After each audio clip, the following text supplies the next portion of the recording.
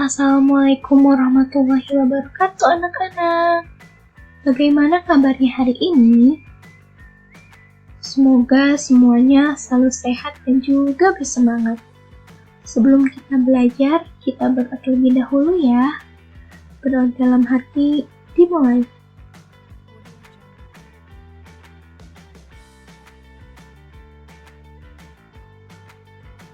Berdoa selesai. Nah, anak-anak, pada pembelajaran hari ini, kita akan belajar tentang tema 4, subtema 1, pembelajaran 4. Adapun materi yang akan kita bahas hari ini adalah yang pertama, mengimplementasikan makna sila pertama Pancasila. Yang kedua, memberikan pendapat pada cerpen yang dibaca. Dan yang ketiga, kita akan belajar menghitung keliling tersebut.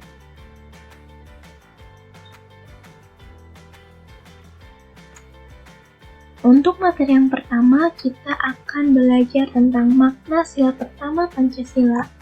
Pada pembelajaran sebelumnya, kita sudah belajar kan makna sila pertama Pancasila? Nah, apakah dari kalian masih ingat nilai yang terkandung pada sila pertama Pancasila? Iya, betul. Dalam sila pertama Pancasila itu mengajarkan bahwa pemeluk agama itu harus taat dengan aturan agamanya. Nah, setiap agama itu pasti mengajarkan hal-hal baik kepada pemeluknya. Salah satunya yaitu untuk berbuat jujur. Apabila kita mempunyai sikap yang tidak jujur, maka akan membawa dampak buruk bagi kita dan juga orang lain. Nah, di sini Ibu mempunyai cerpen yang berjudul Pemimpin Idola, Pemimpin yang Jujur. Tolong didengarkan ya. Ida, temanku sebangkuku, mungil, berkulit hitam manis, tidak banyak bicara, dan pandai, itulah dirinya. Ia seorang anak yang sederhana. Ayahnya sudah lama meninggal. Ia tinggal bersama ibu dan adiknya. Ida, anak yang sangat pandai.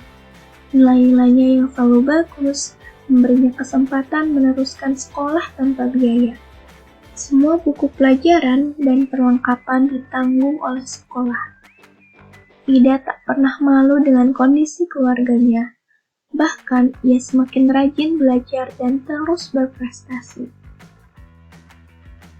Ida juga selalu menjadi tempat bertanya jika teman-temannya mengalami kesulitan dalam pelajaran.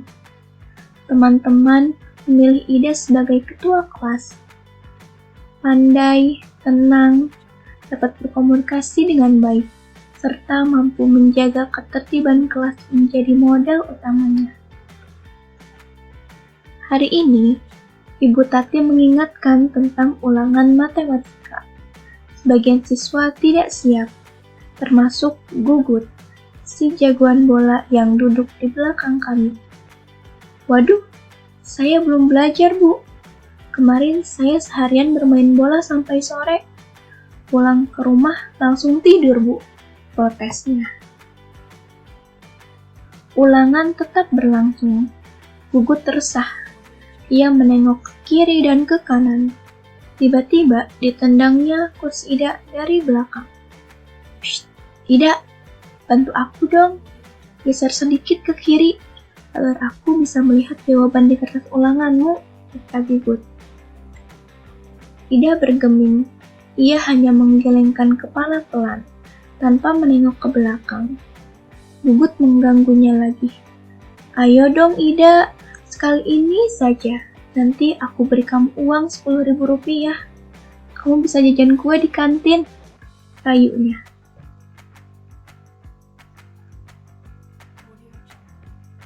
Gugut tahu benar Ida tidak pernah jajan di kantin. Ibunya tidak memberinya bekal uang jajan. Ida selalu membawa sebungkus nasi dan lauk dari rumah. Namun, di luar dugaan Gugut, Ida tidak terusik. Sekali lagi ia menggeleng pelan, sampai waktu berakhir, Gugut terpaksa menyerahkan kertas ulangannya dengan lunglai. Pada waktu istirahat, Ida menghampiri Gugut. "Maaf ya Gugut, aku bukan tidak ingin membantumu. Menyontek dan memberi contekan kepada teman adalah perbuatan tidak jujur. Bahkan perbuatan tersebut bisa dianggap sebagai korupsi kecil-kecilan," katanya kepada Gugut. "Ah Ida, masa menyontek sekali saja dianggap korupsi? Setauku korupsi nilainya miliaran dan hanya dilakukan oleh pejabat berkuasa," kata Gugut. "Gugut, justru kita harus melatih diri. Korupsi dan menyontek sama-sama mengambil hak orang lain. Bernilai kecil atau besar, tetap saja tidak jujur. Kita membiasakan diri bertingkah laku lurus.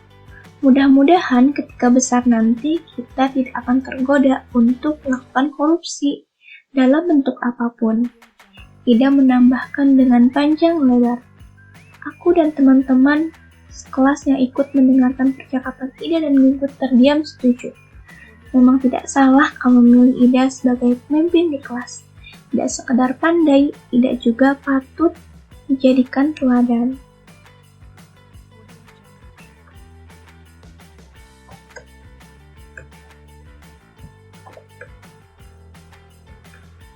Nah, anak-anak, setelah kalian mendengarkan cerita tentang pemimpin idola pemimpin jujur, coba berikan pendapat kalian. Bagaimana sikap Ida menurut pendapatmu? Apakah tindakan yang Ida berikan kepada Gugut itu hal yang benar? Silahkan ya diungkapkan bagaimana sikap Ida menurut kalian. Kemudian yang kedua, bagaimana sikap Gugut menurut pendapatmu? Apakah sikap Gugut itu baik? Meminta jawaban kepada Ida. Nah, silahkan berikan pendapatmu ya. Dan yang ketiga, apakah sikap Ida sudah sesuai dengan makna dari sila pertama Pancasila?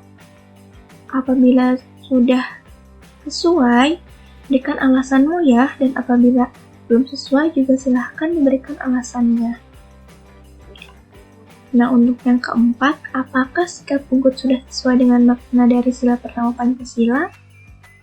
Apabila sudah, silahkan berikan alasannya, dan jika tidak, juga diberikan alasannya. Semangat! Dan seperti biasa, tugas ini dikumpulkan di grup WhatsApp ya. Nah, untuk materi selanjutnya, kita akan belajar tentang menghitung keliling persegi. Nah, sebelum menghitung keliling persegi, Ibu ingin bertanya dulu nih. Apa itu keliling? Adakah yang tahu? Iya, betul. Keliling merupakan jumlah sisi pada bangun dua dimensi. Nah, coba kita perhatikan ya persegi berikut ini. Nah, manakah yang dinamakan sisi pada persegi?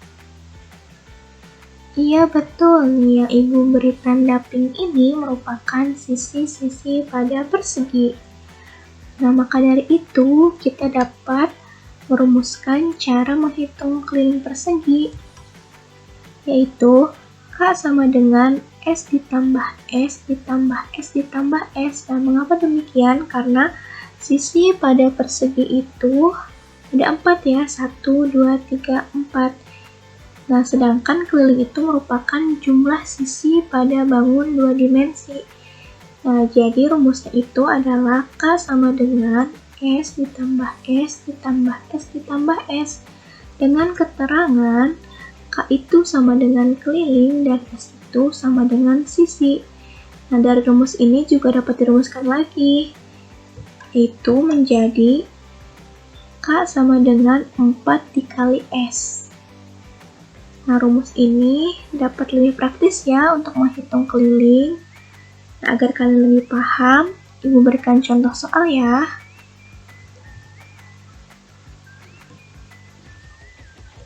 Nah, untuk contoh soal yang pertama, persegi di samping memiliki sisi 9 cm.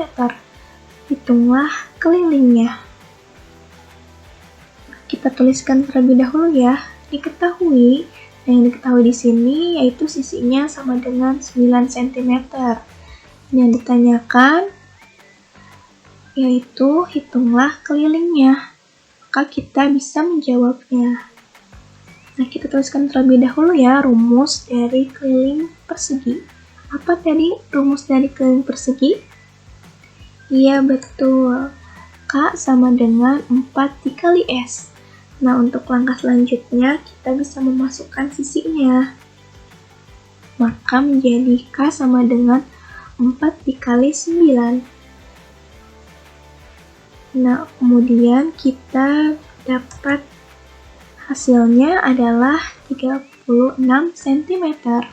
Nah, jadi keliling pada persegi ini yaitu 36 cm. 36 cm ini hasil perkalian dari 4 dikali 9. Apakah sudah paham? Oke, sekarang kita lanjut ke contoh soal berikutnya ya. Persegi di samping memiliki keliling 24 cm. Berapakah panjang sisi DA? Nah, berapakah panjang sisi D ke A ini ya? Nah, di sini yang diketahuinya itu kelilingnya 24 cm. Kita tuliskan, diketahui kelilingnya sama dengan 24 cm. Kemudian yang ditanyakannya adalah berapakah panjang sisi dari DA? Nah, kita dapat menjawabnya ya. Kita bisa memasukkan rumus dari keliling persegi K sama dengan 4 kali S.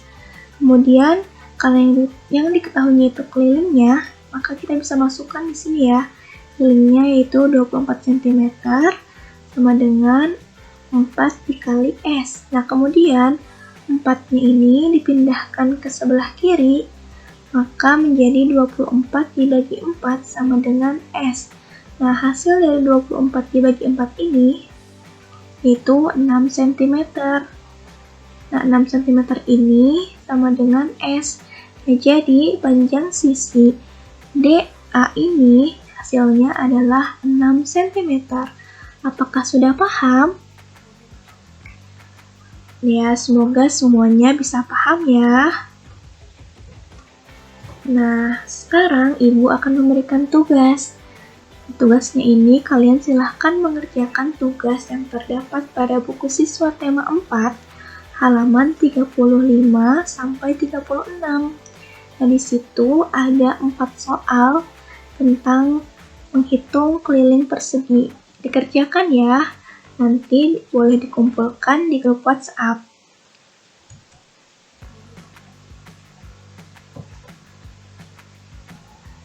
Nah, alhamdulillah ya anak-anak, pembelajaran hari ini sudah selesai.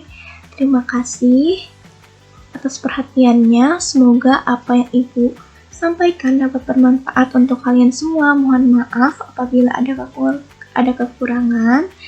Nah, tolong bantu untuk subscribe, like, dan juga berikan komentar ya. Terima kasih. Wassalamualaikum warahmatullahi wabarakatuh.